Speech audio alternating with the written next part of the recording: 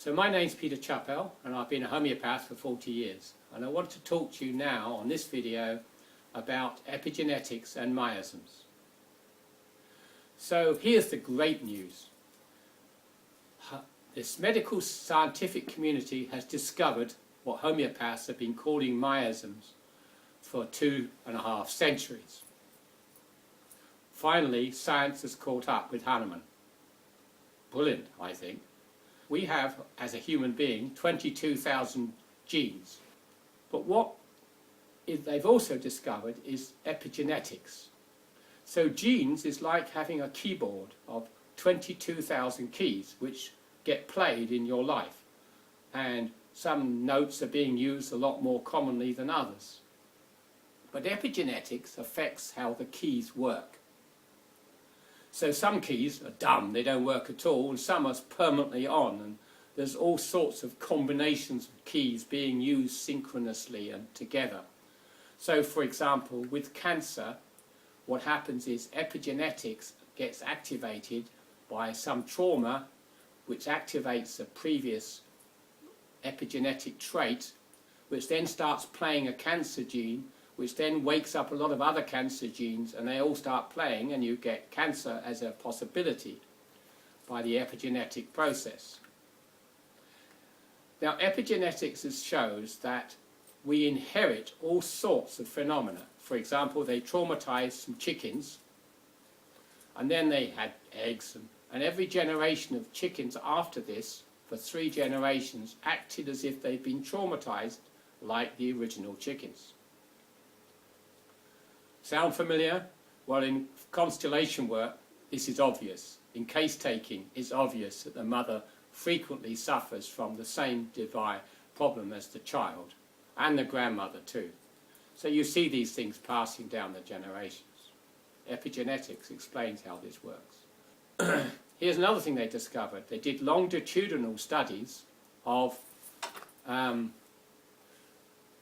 people who suffered from famine in very remote communities in the last 100 years or so, and they've seen that eating disorders are there in the subsequent generations because they're having to cope with the idea that there's famine, so they get fat, for example, to make sure they survive the winter when there's no longer any famine. And then they've done epigenetic studies with toxins, with fruit flies, for example. They've injected fruit flies with a toxin, and of course fruit flies have a very short life cycle, so they can see the effects 13 generations later. Now think about this, you know, they didn't take lead out of petrol for no reason. They took lead out of petrol because it was seriously toxic.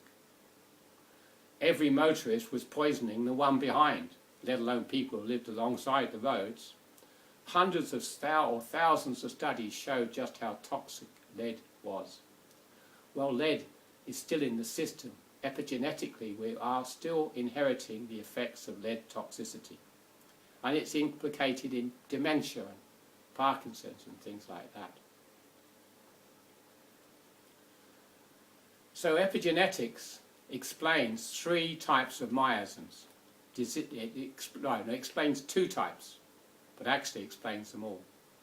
So there's toxic miasms, trauma miasms, and as homeopaths know, disease miasms. The imprints of previous generations, like tuberculosis, lead to distorted living patterns in the people of the next generation.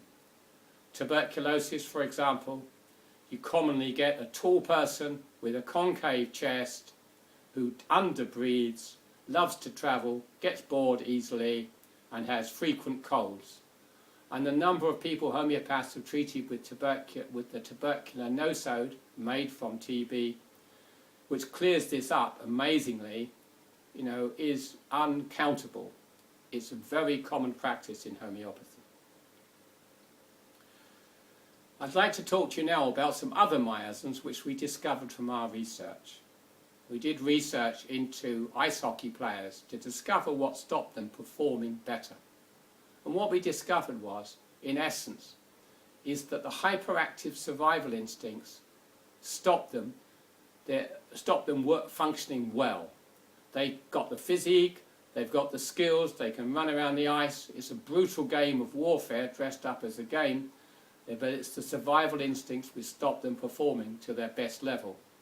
And for example, we treated one ice hockey player for one of his survival instincts being hyperactive, and his whole game changed, according to his coach, almost instantly. And from then on, he went up the league, transferred to another country and up to a different league. Simple stuff. But what we've established is that the survival instincts, which are called freeze, flight and fight, and food and F-sex, and the word you're looking for is fornication, are dominating influences on people's lives. And if you put them together, in my opinion, this is what constitutional homeopathy is trying to treat. We call them meta-miasms now to differentiate them from disease and toxic and other miasms, trauma miasms. And for example, freeze, you see it with animals all over the place, anywhere you watch. When you see a wild animal, its first reaction to seeing danger is to freeze. In freeze, it stops doing anything. It observes, decides if it's dangerous, and then it moves to flight, where it runs away. And then if you were to corner it, it would go into fight mode. If it's a deer, it will stick its heads down and start butting you. Those are the three key survival instincts. The other ones are obvious with animals. If they see something that moves and it might be the opposite sex, they want to have sex with it. And the other thing is they eat all day long. They graze. It's the food survival instinct that keeps them going. It's necessary for survival. So you see these things in people who live in freeze. I went to a management consultancy workshop recently. There were people next to me who lived in freeze all their lives. They were observers of life. They became life coaches, and they wondered why they weren't successful. It's because they were living in freeze. Then there's the flight survival instinct. That's about stress. Anybody who talks about stress, because they keep avoiding the present moment and they keep themselves busy and running around and active, they're like a dog chasing its tail.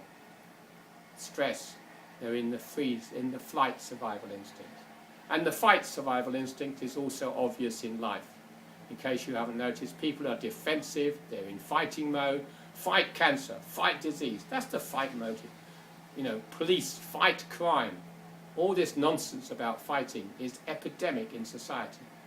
In the last 50 years, they've gone from having houses in England with no locks to everybody's got triple locks sort of idea. Everything's locked up. Keys have become a major industry. Everybody thinks that normal. But what's effectively happened is we're living in an ex-war zone, and we're living as if we're in a war zone.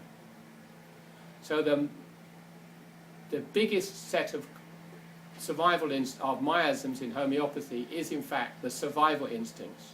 And I suggest this is what you're doing when you prescribe constitutional remedies.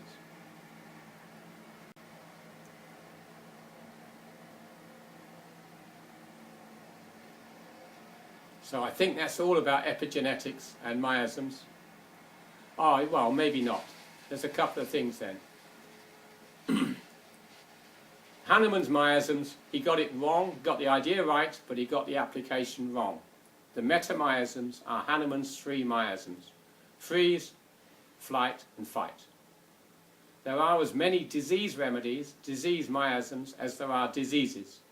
And there are at least 20, 30, 40 common epidemic diseases. I'm sorry, there is as many disease miasms as there are epidemic diseases, and there's at least 10 or 20 of those.